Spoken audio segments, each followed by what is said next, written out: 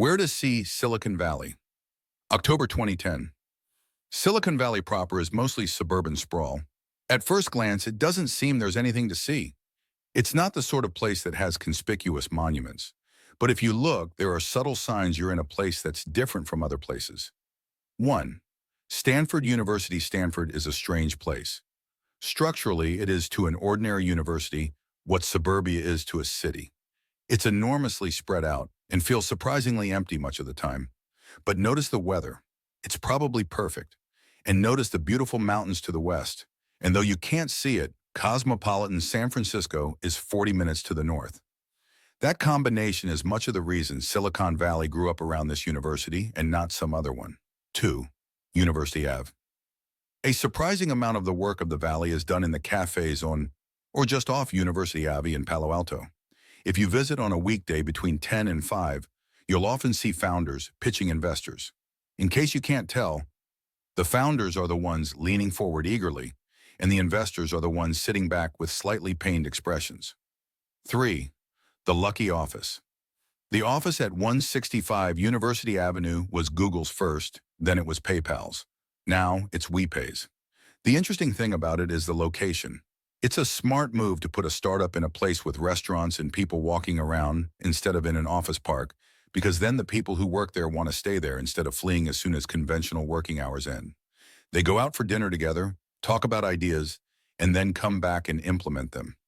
It's important to realize that Google's current location in an office park is not where they started. It's just where they were forced to move when they needed more space. Facebook was, till recently, across the street, till they too had to move because they needed more space. 4.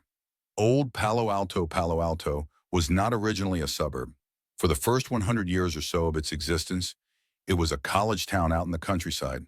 Then in the mid-1950s, it was engulfed in a wave of suburbia that raced down the peninsula. But Palo Alto north of Oregon Expressway still feels noticeably different from the area around it. It's one of the nicest places in the valley. The buildings are old, though increasingly they are being torn down and replaced with generic McMansions, and the trees are tall. But houses are very expensive, around $1,000 per square foot.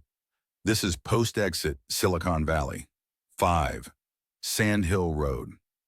It's interesting to see the VC's offices on the north side of Sand Hill Road precisely because they're so boringly uniform.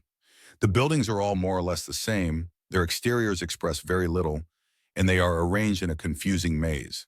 I've been visiting them for years and I still occasionally get lost. It's not a coincidence. These buildings are a pretty accurate reflection of the VC business.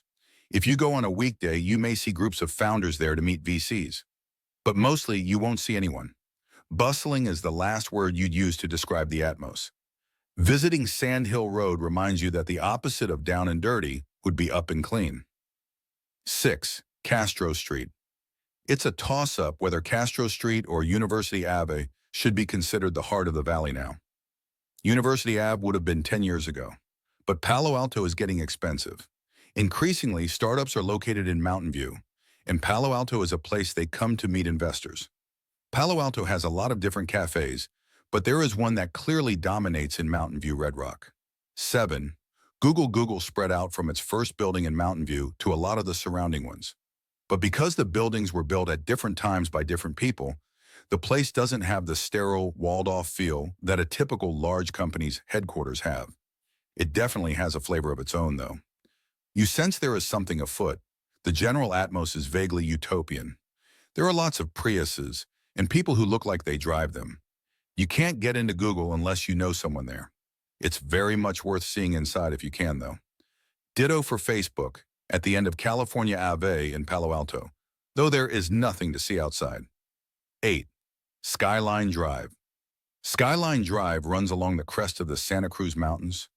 On one side is the valley, and on the other is the sea, which, because it's cold and foggy and has few harbors, plays surprisingly little role in the lives of people in the valley, considering how close it is. Along some parts of Skyline, the dominant trees are huge redwoods, and in others, they're live oaks. Redwoods mean those are the parts where the fog off the coast comes in at night. Redwoods condense rain out of fog. The MRASD manages a collection of great walking trails off Skyline.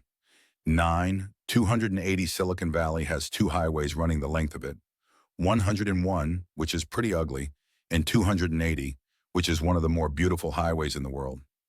I always take 280 when I have a choice. Notice the long, narrow lake to the west? That's the San Andreas Fault. It runs along the base of the hills, then heads uphill through Portola Valley. One of the MROSED trails runs right along the fault. A string of rich neighborhoods runs along the foothills to the west of 280. Woodside, Portola Valley, Los Altos Hills, Saratoga, Los Gatos. Silac goes right under 280, a little bit south of Sand Hill Road, and a couple miles south of that is the valley's equivalent of the Welcome to Las Vegas sign, the Dish.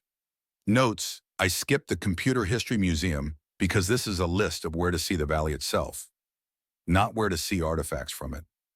I also skipped San Jose. San Jose calls itself the capital of Silicon Valley, but when people in the valley use the phrase, the city, they mean San Francisco. San Jose is a dotted line on a map, thanks to Sam Altman, Paul Buchheit, Patrick Collison, and Jessica Livingston for reading drafts of this.